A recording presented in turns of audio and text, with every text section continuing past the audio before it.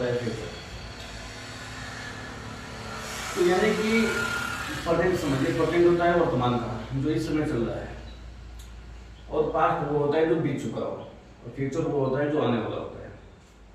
तो सबसे पहले 3 तरह के टेंस होते हैं, तो उसमें से पहला हम पढ़ेंगे प्रेजेंट का पहला टेंस, प्रेजेंट इंडेफिनिट। क्या पढ़ेंगे? Present indefinite tense.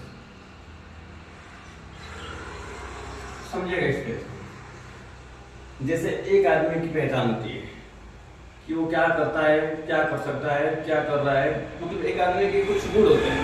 वैसे ही हम 12 टेंस हम लोग पढ़ेंगे। इन 12 टेंसों में कुछ उनके भी गुण मान लीजिए अलग है। मान लीजिए कि ये सब व्यक्ति के जैसे, एक पर्सन है, एक व्यक्ति जैसे। तो पहला प्रेजेंट इंडेफिनिट जो टेंस होता है, इसकी पहचान क्या होती है समझिए। देखिए इसकी पहचान ये होती है कि जिस हिंदी वाक्यों के अंत में ता है, ती है, ते है, ठीक, जिस हिंदी वाक्यों के अंत में ता है, ती है, ते है, आदि शब्द आते हैं, ठीक, आदि शब्द आते हैं। ये हो गया केवल प्रेजेंट इंडेफिनिट में ही ता है, ती है और ते है आएगा। तो हम समझ जाएंगे कि प्रेजेंट इंडेफिनिट क्या होता है। जैसे में राम अपना काम करता है, ठीक है, लास्ट में हमारा आ गया ता है, ठीक। कैसे? तुम अपने घर जाते हो, वो अपने कपड़े धोती है, तुम अपना काम नहीं करते हो, तो लास्ट में ता है, ती है, ते है आएगा जिस हिंदी वाक्यों के अंत में, वो हमारा हो जाएगा प्रेजेंट इंडेफिनिट टेंस। क्या हो जाएगा? Present indefinite. चलते हैं अफर्मेटिव।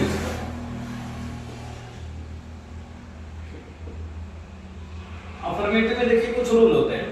तो पहला रूल देखिए क्या होता है। रूल पहला ये होता है कि सिंगुलर सब्जेक्ट के साथ, किसके? सिंगुलर सब्जेक्ट के साथ वर्ब में यस या ईएस का प्रयोग करते हैं, ठीक। और प्लूरल के साथ, यानी कि प्लूरल सब्जेक्ट के साथ वर्ब में यस या ईएस का प्रयोग नहीं करते हैं, ठीक। यहाँ पे इक्वल टू नॉट लगा दिए, नहीं करते हैं, यानी लिख दीजिए नहीं करते हैं। समझिएगा, एक वचन कर्ता के साथ, ठीक, एक वचन कर्ता किसे कहते हैं, ठीक, जिसमें बस केवल एक व्यक्ति का नाम लिया जाए, वो हमारा एक वचन कर्ता हो गया। एक वचन कर्ता में आते हैं ही आ गया, सी आ गया, ईट आ गया, या किसी का नाम आ गया, यानी कि एक वचन कर्ता उसे कहते हैं जिसमें बस केवल एक वस्तु हो, ठीक, एक व्यक्ति हो, यानी कि बस केवल एक ही नाम आना चाहिए, तो वो हमारा हो गया सिंगुलर सब्जेक्ट। और बहुवचन कर्ता उसे कहते हैं जो जिसमें बहुत सारे लोग हैं, बहुत सारे लोगों का नाम है, ऐसा शब्द है जिससे हमको क्लियर लगे कि बहुत सारे लोगों के बारे में बात किया जा रहा है, तो वो हो जाएगा हमारा प्लूरल सब्जेक्ट। तो इसमें हो जाता है आई, वी, यू, दे, ईटीसी सब हो जाते हैं इसमें। बहुत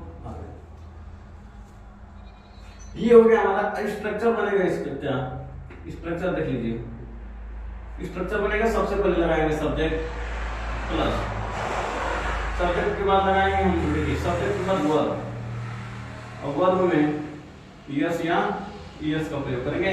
सब्जेक्ट के अनुसार वर्ब में यस या ईएस का प्रयोग होगा, प्लस ऑब्जेक्ट लगाएंगे, फिर अदर लगाएंगे, ठीक। समझिएगा, जैसे मैं समझिएगा,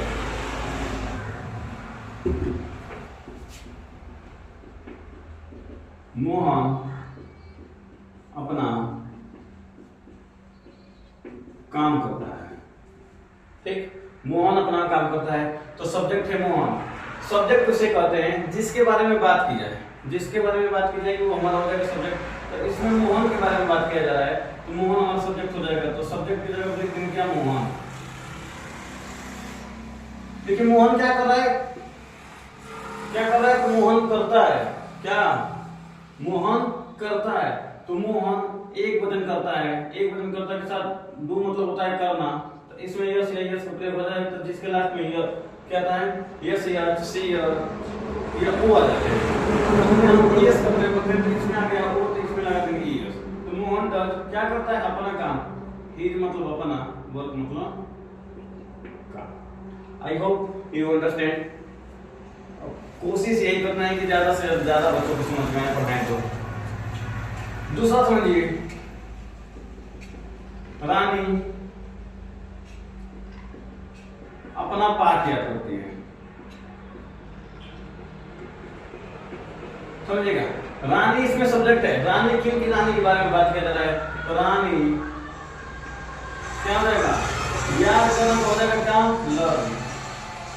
ठीक, लर्न में यस यस को प्रयोग करेंगे क्योंकि रानी हमारी अकेली है। रानी लर्न क्या याद करती है? तो अपना पाठ। तो हर लेसन क्या हो जाएगा? हर लेसन हो जाएगा। रूल पहला इसमें कहता है कि यदि सिंगुलर सब्जेक्ट हो, यदि सेंटेंस में सिंगुलर सब्जेक्ट हो तो उस सेंटेंस में डज का प्रयोग करते हैं, उसके बाद नॉट लगाते हैं। दूसरा क्या करता है? दूसरा कहता है कि यदि प्लूरल सब्जेक्ट के साथ सेंटेंस में डू का प्रयोग करते हैं। एक सिंगुलर सब्जेक्ट हो, नेगेटिव में अगर हमारा वाक्य हो तो plural subject, sorry plural subject हो तो उसमें डू का प्रयोग करेंगे। रूल नंबर तीसरा देखिए, यदि वाक्य में कभी नहीं शब्द आए तो उसके लिए हम नेवर लगाते हैं और साथ ही साथ वर्ब में यस या यस का प्रयोग करते हैं। ये हमेशा याद रखिएगा। रूल नंबर तीसरा हमेशा याद रखिएगा, यदि वाक्य में कभी नहीं शब्द आए तो उसमें डू डज का प्रयोग नहीं करते हैं, बल्कि नेवर लगाते हैं और वर्ब में यस या यस का प्रयोग करते हैं। देखिए एक वाक्य लगा रहे हैं, पहले रूल नंबर तीसरे पे लगाते हैं। जैसे हम अपना काम, सॉरी वैसे भी नहीं लग जाएगा तो इसमें लग समझेगा। राम अपना काम,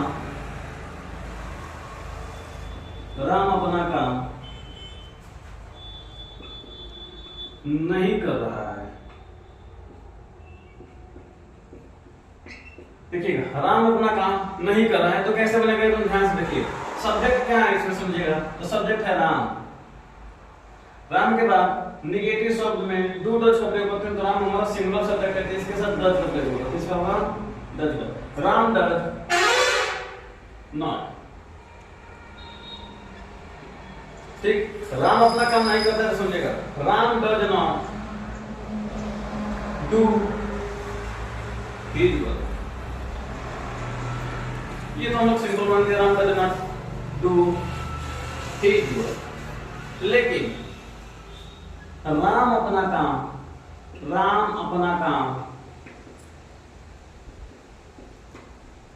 कभी नहीं करता है, कभी नहीं करता है। देखिए, राम अपना काम नहीं करता है तो Ram does not do his work, but Ram अपना काम कभी नहीं करता है।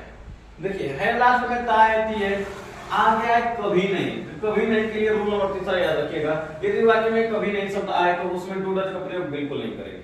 ठीक, उसमें हम डू डज का प्रयोग नहीं करेंगे, नेवर लगाएंगे। क्या लगाएंगे? नेवर लगाएंगे। और वर्ब में यस या यस का प्रयोग करेंगे सब्जेक्ट के अनुसार। समझिए, अगर प्लूरल सब्जेक्ट होगा हमारा तो उसमें यस या यस का प्रयोग नहीं करेंगे।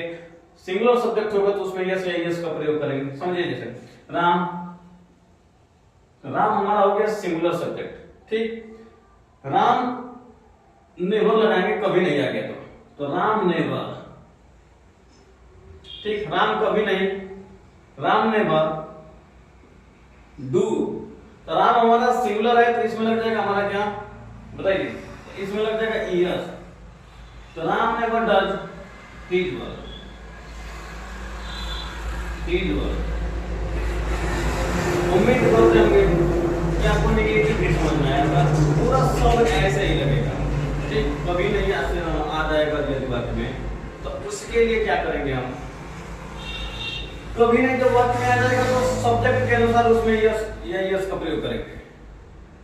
और कभी नहीं आ जाता है वाक्य में नेगेटिव में, कभी नहीं, तो उसमें यस या यस का प्रयोग होता है। ठीक, तो पहला ऐसे सारा सेंटेंस ऐसे लग जाएगा, कभी नहीं आएगा तो ऐसे आप लोग लगा सकते हो। अब उम्मीद करते हैं, कोशिश करते हैं कि आप लोगों को समझ में आया होगा। तुम मन से पढ़िए, मेहनत करिए पढ़ाई पर, ठीक ना।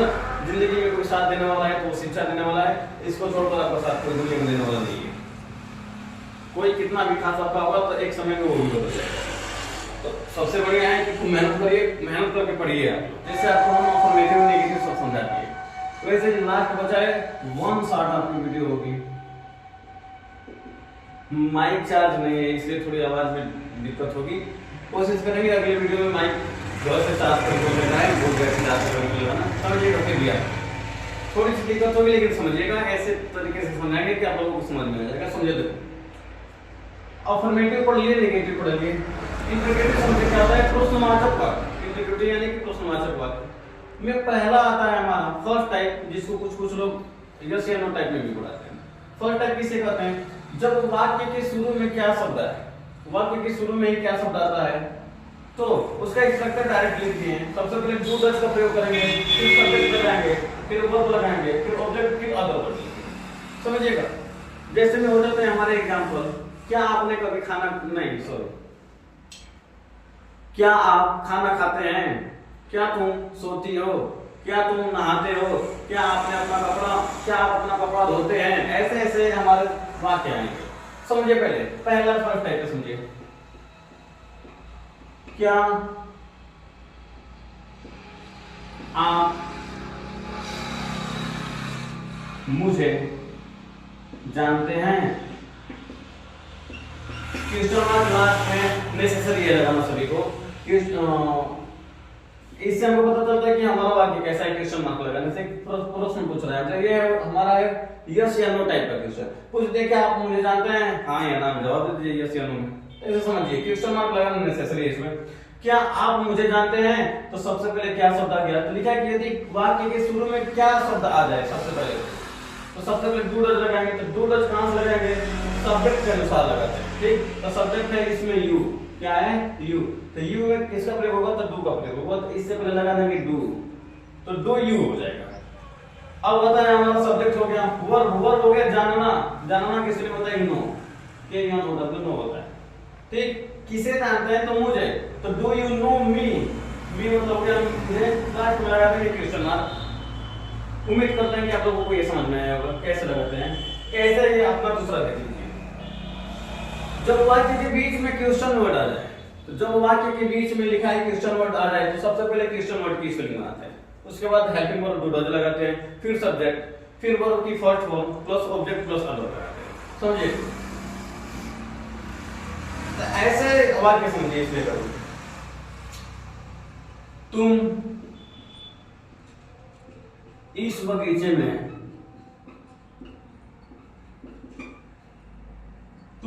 में क्यों खेलते हो?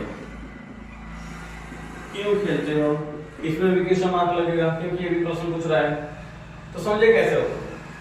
तो हो जाएगा सबसे पहले क्यों, क्वेश्चन वर्ड का इसमें है क्यों। तो क्यों की स्पेलिंग बनती है वाई। क्या बनेगी? वाई। बना दिए, क्वेश्चन वर्ड लिख दिए, बचा क्या? डू डज लगाना है। तो डू डज लगाएंगे किसके अनुसार? सब्जेक्ट के अनुसार। तो यू इसमें हमारा सब्जेक्ट है, तो यू के साथ डू लगता है, तो डू लिखते हैं।